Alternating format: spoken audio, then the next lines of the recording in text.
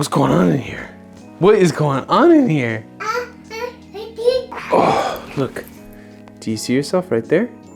I gotta talk about the London Bridge and not about how it's falling down, although we will get to that in a little bit. But did you know that the London Bridge, yes, the one in London over the Thames River, that bridge used to have a small city on it, like an actual street with houses, and it lasted for over 500 years. That's longer than the whole US. I think it's like the coolest thing that I've learned all year. But that stone version of the London Bridge was built starting in the 1100s, and almost immediately people started building houses and shops directly on top of it.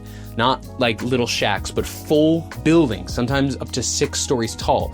And at its peak, there was about 140 buildings on it and hundreds of people living there full-time. Shops on the ground floor, living spaces above, and some houses even extended out over the river on these wooden supports. So if you were crossing the bridge, you weren't really on a bridge, you were just walking kind of down this crowded commercial street that happened to be suspended over the Thames.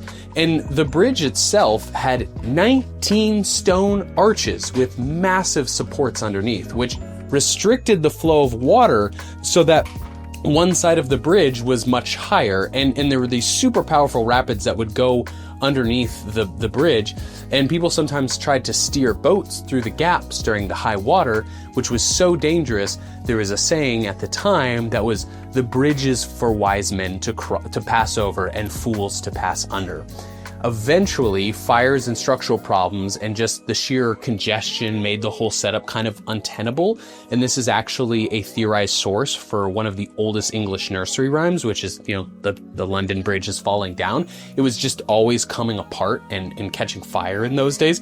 So starting in the mid-1700s, the city passed laws to buy all of the buildings and tear them all down. And by 1761, the last residents of the bridge ended this over 5 centuries of people living on it. It just blows my mind. For most of its existence, it was a city balanced on that stone arch and not really just a bridge. And yeah, somehow it just worked out for 500 years. Again, I think that is the coolest thing that I've stumbled upon this year, and I'm very excited to look into it.